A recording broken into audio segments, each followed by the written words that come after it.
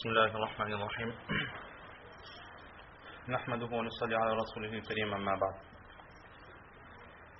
La dernière fois, nous avions débuté une préface au sujet de la matière des hadiths. Nous avions aussi expliqué son origine, la raison pour laquelle le hadith était justement appelé hadith, le sujet qui était traité dans le hadith, et nous avions aussi vu l'objectif à atteindre, le but, le résultat qui est espéré, attendu dans l'apprentissage, la pratique et la propagation des hadiths. À présent, aujourd'hui nous allons essayer de voir, Inch'Allah, un peu plus comment est-ce que un livre de kitab, un livre de hadith, un recueil de hadith se présente à nous. C'est-à-dire que il y a différentes sortes de recueils de hadith. Il y a des recueils dans lesquels les hadiths sont relatés, mais le but de l'auteur, celui qui a réuni tous ces hadiths, il n'a qu'un seul but, c'est de présenter au public un certain nombre de hadiths afin que ces hadiths rendent service aux lecteurs et à toute la Ummah. Un exemple, pour ne pas citer d'autres, l'exemple de notre livre Al-Mishkatul Masabih, que nous avons déjà débuté, dans lequel nous avons aussi vu dans le préface que les gens commençaient à négliger la pratique des hadiths et parler plus, traiter plus, essayer de plus discuter sur la chaîne de transmission plutôt que sur la profondeur des paroles du Saint-Prophète sallallahu alayhi wa sallam elle-même. Donc l'auteur, il a simplement supprimé toute la chaîne de transmission, il n'a relaté que le dernier narrateur, c'est-à-dire le sahabi karam radiyallahu ta'ala an, et ensuite il a directement mentionné, relaté les paroles du Saint-Prophète sallallahu alayhi wa sallam. Mais nous, à présent, en regardant, en lisant le livre de Bukhari Sharif, rahmatullah alayh, ou bien le livre de Imam Abu Daoud Sharif, ou encore dans le livre de Tirmidhi Sharif, de Imam Tirmidhi, rahmatullah alayh, certes, ces auteurs, ils ont réuni des hadiths. Leur but, ils ont, dans le rassemblement de ces hadiths, dans la présentation de leur recueil, ils ont plusieurs buts à atteindre. Certes, le premier, c'est présenter au public des hadiths. Donc, ces recueils, que ce soit Bukhari Sharif ou Abu Daoud Sharif pour nous, seront des recueils, des livres renfermant un très très grand nombre de hadiths. Ensuite, nous allons voir plus tard, en expliquant vraiment le livre de Bukhari Sharif ou bien de Abu Daoud Sharif, leur but c'était parfois, par exemple, Imam Abu Daoud, il a dans son livre Abu Daoud Sharif voulu présenter au public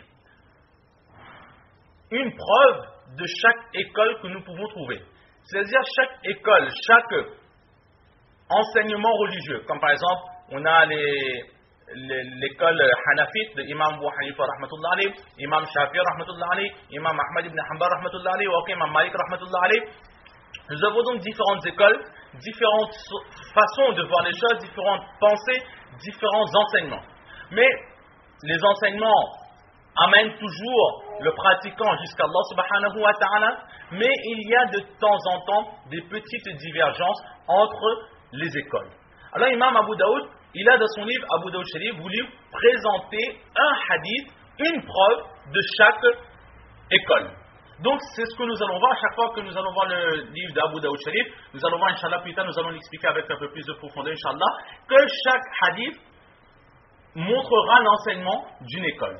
Par exemple, Imam Bukhari rahmatullah alayh, dans son livre, en mettant les titres de chaque chapitre, il veut tout simplement nous enseigner un masla ou un fatwa.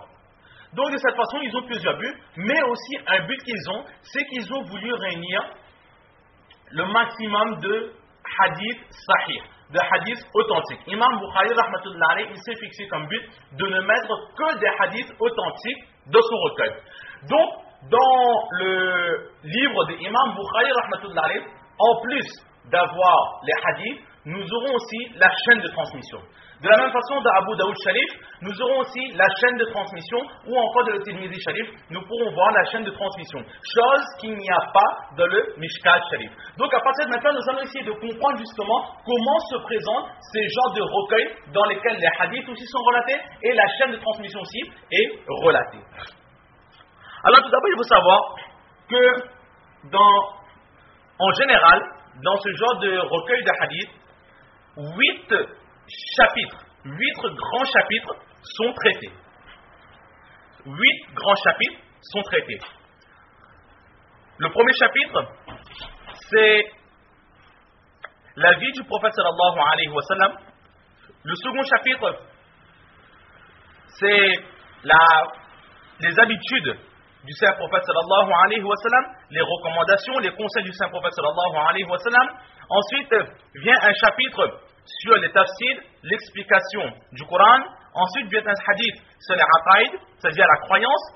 Un hadith sur toutes les fitnas, tous les désordres, tout ce qui doit arriver de mal, tout ce qui doit arriver jusqu'à la fin des temps, c'est-à-dire avant le Qiyamat, et bien même avant le Qiyamat, tout ce dont le prophète sallallahu alayhi wa sallam a prédit comme mal, cela aussi est relaté dans un chapitre spécifique. Ensuite, il y a aussi certains commandements, certains enseignements, c'est-à-dire ce qu'on appelle les maslas au niveau des ibadat, c'est-à-dire les namaz, la zakat, le rosa, le hajj, le jeûne, etc.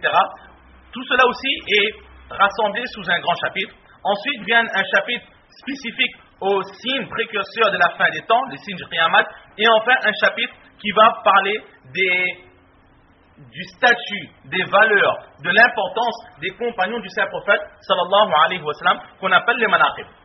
Donc 8 chapitres qui sont en général traités dans ce genre de recueil, que Inch'Allah nous allons nous aussi traiter dans les livres de Bukhari Sharif et de Abu Daoud Sharif. Il faut savoir que le recueil qui contient en lui tous ces chapitres, tous ces grands titres, ces 8 grands titres, le recueil qui le renferme est appelé Jamia. Comme par exemple le Bukhari Sharif, c'est un Jamia. Dans le Bukhari Sharif, on va traiter ces 8 chapitres. Ou encore un autre livre authentique de hadith qui est appelé le Muslim Sharif. Dans l'ordre chronologique des recueils les plus authentiques, il y a le Coran Sharif, la parole d'Allah subhanahu wa ta'ala. Ensuite vient le Bukhari Sharif. Et en troisième position vient le Muslim Sharif. Dans le Muslim Sharif aussi, ces 8 chapitres seront traités. Ensuite, dans les recueils de hadith, donc là nous avons vu un Jamia. Un Jamia, c'est un recueil qui renferme tous ces grands titres. Ensuite, il y a certains recueils qui sont surnommés As-Sunan. As-Sunan, ce sont des livres qui sont ordonnés selon l'ordre chronologique de la jurisprudence islamique. C'est-à-dire que les savants islamiques, les juristes, lorsqu'ils écrivent un livre de masla, un livre de jurisprudence, ils ont l'habitude de respecter un certain ordre. Tout d'abord, ils vont parler par exemple de taharat, de la pureté. Comment d'abord parler de la pureté, comment connaître ce qui est pur, l'eau qui est pure, l'eau qui n'est pas pure, les impuretés majeures, mineures, etc. Ensuite, on va parler du wuzu, ensuite on va parler du roussal, ensuite on va commencer les actes d'adoration, le namaz, le jeûne, la zakat, le hajj, et ensuite arrive le mariage, le divorce, ensuite suit en gros les ventes, les locations, ensuite suivent de cette façon. Il y a plusieurs chapitres, ils ont un certain ordre qu'ils ont l'habitude de respecter. Donc les kitabs de hadith qui vont suivre cet ordre sont appelés des sunan. Et au début, ce genre de livre qui était donc rassemblé selon l'ordre chronologique de la jurisprudence islamique était tout d'abord appelé Abwab. Ensuite, leur nom a changé pour devenir Musannaf. Et enfin, on a changé une dernière fois leur nom, et aujourd'hui, dans le langage courant, ce genre de recueil est appelé As-Sunan. La première personne à avoir écrit ce genre de recueil était le professeur de notre imam, imam Abu Hanifa rahmatullah alayh, qui se prénommait le imam Amir ibn Sharahil al-Sha'bi. Et il a écrit un livre justement suivant l'ordre chronologique de la jurisprudence islamique. Et ce livre est connu sous le nom de Abwab al-Sha'bi. Ensuite, il y a d'autres recueils toujours de suivant cet ordre chronologique. Parmi les 6 kitabs authentiques, il y a le Nasa'i Sharif qui est une sunan. Le Abu Daoud Sharif que nous allons Inch'Allah étudier qui est aussi une sunan. Donc, dans le Abu Daoud Sharif, le premier chapitre que nous allons traiter sera un chapitre sur la pureté.